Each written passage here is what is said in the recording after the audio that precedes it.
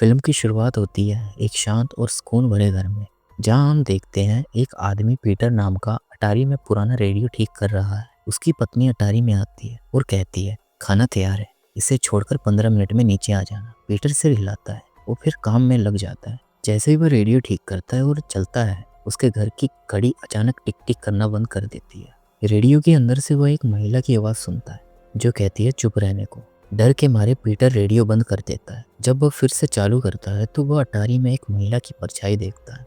जब वह फिर से रेडियो चालू करता है तो महिला गायब हो जाती है। अगली बार जब वह रेडियो चालू करता है तो महिला उसके पास दौड़ती है और चिल्लाती है, चुप रहो। डर के मारे पीटर पीछे से रेडियो बंद कर देता है ताकि देख सके कि क्या हो रहा है। पीटर फिर से रेडियो चालू करता है और इस बार महिला खुद रेडियो बंद कर देती है। जैसे वह डरते हुए पीछे हटता है, वह एक खिलौने पर ठोकर खा जाता है। तभी एक आवाज़ आती है और एक आदमी का शरीर उसे गले से पकड़ लेता है।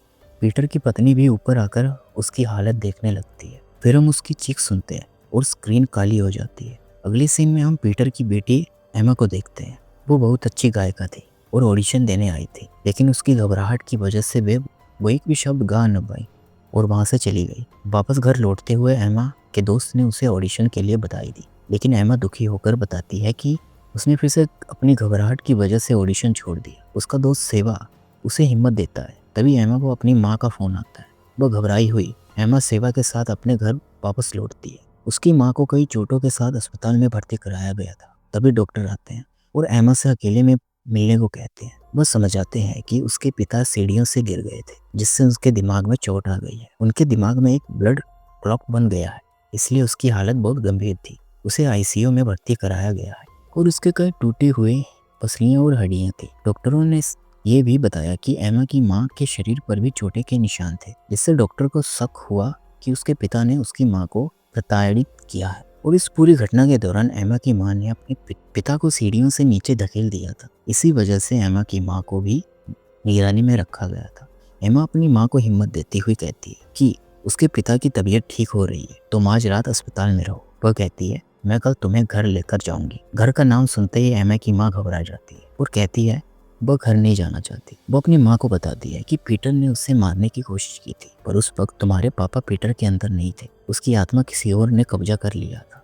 एमा कुछ समझ ही नहीं पाती जो भी कह रही थी। एमा की माँ को डरा हुआ देखकर सेवा एमा से कहती है कि उन्हें होटल बुक कर लेना चाहिए, लेकिन एमा कहती है नहीं, हम घर चलेंगे, मैं देखना चाहती हूँ वो क्या कर लेगा। उसकी माँ बहुत घबराई हुई घर लौट आती है।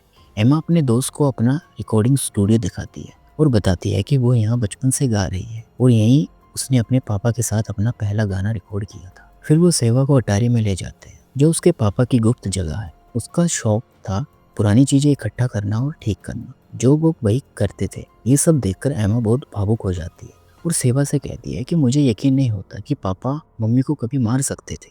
सेवा उसे भरोसा दिलाती है ये जरूरी कोई गलत फहमी है और जल्दी ही सब साफ हो जाएगा। इतना कहकर वो नीचे जाकर खाना बनाने लगता है। टाइपराइटर अपने आप चलने लगता है और उस पर मदद शब्द उभरता है। घबराकर सेवा ने एमा को बुलाया और उन्होंने देखा कि उसके घर का हर खाना खराब हो चुका था। एमा ने सोचा कि शायद उसकी माँ ये सामान बहुत पहले खरीद चुकी थी। सेवा खाना लेने गई और एमा ने एक रिकॉर्डिंग सुननी शुरू की। अचानक रेडियो रुक गया, समय वैसे ही थम गया और घर में सन्नाटा छा गया। ऊपर वाले कमरे में रेडियो बजने लगा और एमा के हेडफोन में एक आवाज आई, चुप रहो, वह आ रहा है। एमा ने हेडफोन उतारे और रेडियो की आवाज सुनी। जैसे वह अटारी में जाकर उसे बंद करने वाली थी, एक औरत की आत्मा ने रेडियो बंद कर दिया और एमा डर गई। वो बहुत डर गई थी।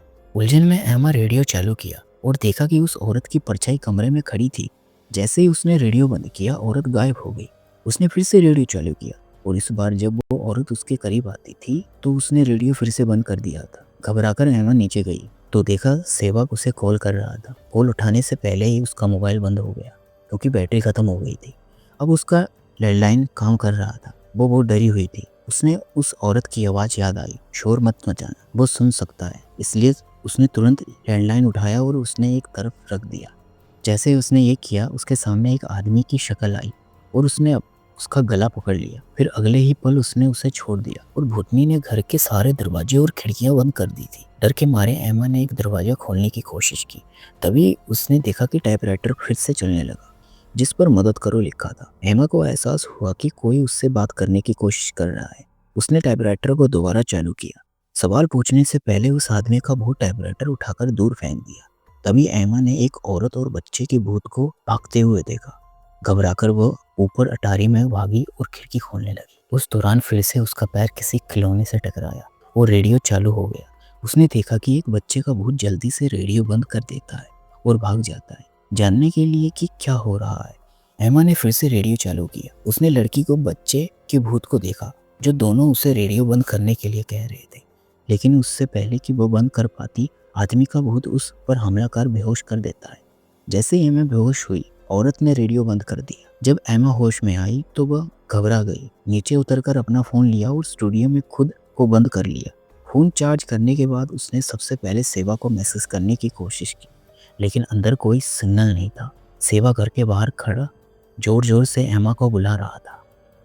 डरी हुई वो स्टूडियो से निकलती है और सेवा को कॉल करने की कोशिश करती है, लेकिन अंदर से सेवा का फोन बजता सुनाई देता है। बाहर निकलते ही वो सेवा को लॉन्ड्री में देखती है, जो अपना सर पकड़कर बैठा है। वो अभी अभी बेसमेंट के पीछे वाले दरवाजे से घर में आया था और जैसे ही अंदर आया उसका सिर दर्द शुरू हो गया। एमा उसे चुप रहने का सहारा करती है। उसे उठाती है और कमरे में ले जाती है। पेन और कागज लेकर घबराई हुई एमा उससे कहती है कि हम यहाँ बात नहीं कर सकते, कोई यहाँ है। वो सेवा से पूछती है, क्या तुमने कुछ देखा? सेवा ने उससे कहा। उसका जवाब एमा को अजीब लगा, लेकिन उसने उसे रिकॉर्डिंग स्टूडियो के अंदर ले गई। जब उसने महिला की आवाज़ें अपनी रिकॉर्डिंग में चलाने की कोशिश की तो सेवा को कुछ सुनाई नहीं दिया, लेकिन एमा फिर भी उन्हें सुन पा रही थी। इस बार रिकॉर्डिंग में एक दूसरी आवाज़ भी थी, जो ये बताती थी कि वो वहाँ मौजूद थी। ये सुनकर एमा घबरा गई और जब उसने पीछे मुड़कर देखा, सेवा गायब था। जब वो बाहर निकली, सेवा लिविंग रूम में था। अजीब तरीके से एक झूला कुर्सी में हिल रहा था। उसकी कुर्सी के पीछे एमा ने उस महिला को भी देखा, जिससे उसने चुप रहने का इशारा किया और फिर गायब हो गई। जब एमा सेवा के पास गई, सेवा की एक आंख सफेद हो गई, जो ये देख रही थी कि सेवा भी उस आदमी की आत्मा से प्रभावित हो चुका था। सेवा ने उस पर हमला करना शुरू किया, गला दबाने लगा। एमा ने अपने पैर को जोर से उसके पैर से टकरा कर खुद को आज़ाद किया। जैसे ही वह हमला करने वाला था, रेडियो फिर से चालू हो गया और एक लड़की एमा को धक्का दे देती है, जिससे वह गिर जाती है और एक दूसरे में पहुंच जाते हैं। उस दूसरी दुनिया का यह घर बिल्कुल उसके अपने घर जैसा था। वो लड़की वास्तव में एमा को उसके पुराने जीवन एक दृश्य दिखा रही थी। उसकी माँ उससे चुप रहने को कह रही थी, क्योंकि उसके पिता, जिन्हें उनकी आवाज़ें पसंद नहीं थी, जल्दी ही आने वाले थे। वो युद्ध में अपने एक आँख खो चुके थे, जिससे वो हमेशा गुस्से में रहते थे। आदमी जिससे महिला डरती थी, वो भी उसी जगह पर आया, लेकिन वो इतना डर गई कि उसके हाथ से एक प्लेट गिर गई और टूट गई। उस आवाज़ से आदमी इतना गुस्से में आ गया कि उसने सजा के तौर पर अपनी पत्नी को जोर से मारा। लड़की, जो सब कुछ देख रही थी, डर के मारे पीछे हट गई और रेडियो, जो उस वक्त एमा के घर में था, उसके हाथ से गिर गया। जैसे जैसे आदमी का गुस्सा बढ़ा, रेडियो की आवाज़ भी तेजी होती गई। लड़की ने रेडियो बंद करने की कोशिश की, लेकिन रेडियो बंद नहीं हुआ। गुस्से में आदमी ने पत्नी का गला घोटने की कोशिश की। जब उसकी बेटी उसकी मदद को आई, तब उसकी माँ पहले ही मर चुकी थी। बच्चे को भी छाती में छुरा घोंप दिया गया। आदमी ने अपनी बेटी की गर्दन पकड़ ली और मरने से पहले उससे छुरा घोंप दिया। इस बीच हम देखते हैं कि एमा अपनी दूसरी दुनिया से बाहर आ जाती है। उसने पास पड़ी एक खिलौना उठाया, उसने सर पर मारा और अपनी जान बचाकर स्टूडियो से वापस दौड़ी। जब सेवा उसका पीछा करने लगा, एमा जल्दी से स्टूडियो छोड़कर बाहर निकली, दरवाजा बंद किया और दूसरे कमरे में मौजूद आदमी की आत्मा को परेशान में जाकर म्यूजिक बजाने लगी, ताकि सेवा के अंदर मौजूद आदमी की आत्मा को परेशान किया जा सके। खुद को बचाने के लिए एमा फिर से अपने आप को अटारी में बंद कर चुकी थी। जाने से पहले उसने घर के सारे इलेक्ट्रॉनिक उपकरण चालू कर दिए थे, जो इस आवाज़ों से बेहद परेशान था, ताकि उसकी आवाज़ से घर में हड़कंप मच जाए। सेवा, जो इस आवाज़ों से बेहद परेशान था, स्टूडियो के सारे स्पीकर तोड़ दिए और स्टूडियो से बाहर आ गया। वह यहाँ तक कि अटारी में भी आ गया था। एमा अभी भी सेवा को परेशान कर रही थी और सेवा को तेज सिरदर्द होने लगा। इससे पहले कि आदमी सेवा के शरीर से बाहर निकल पाता, बिजली चली गई और घर फिर से सन्नाटे में डूब गया। जैसे ही आदमी फिर से एमा पर हमला करने वाला था, रेडियो अपने आप चालू हो गया और उसके अंदर से उसकी पत्नी और बेटी की आवाज़ें गूंजने लगीं। ये आवाज़ें उसकी आत्मा को इतनी तंग कर रही थी कि वह हमला करना भूल गया और वहीं बैठ गया। और एमा को महसूस हुआ कि ये आदमी अपनी बेटी और पत्नी की आवाज़ों की वजह से दुनिया की किसी भी आवाज़ से ज़्यादा नफरत करता था। इसी बीच लड़की और बच्चा एमा के सामने आए और उसके हाथ पकड़ लिए। वे इतनी जोर से चिल्लाई कि आदमी टूट गया उन्हें देखकर एमा ने भी इतनी जोर से चिल्लाना शुरू किया कि पूरा घर गूंज उठा और हिलने लगा। आखिरकार आवाज की थकान से बेहाल होकर आदमी सेवा के शरीर को छोड़कर चला गया। जैसे ही वह गया, उसकी पत्नी और बेटी की आत्मा गायब हो गई। एमा को समझ आया कि उसकी आत्माएं अब अपने असली जगह स्वर्ग में वापस चली गई हैं, जहाँ वह होनी चाहिए थी।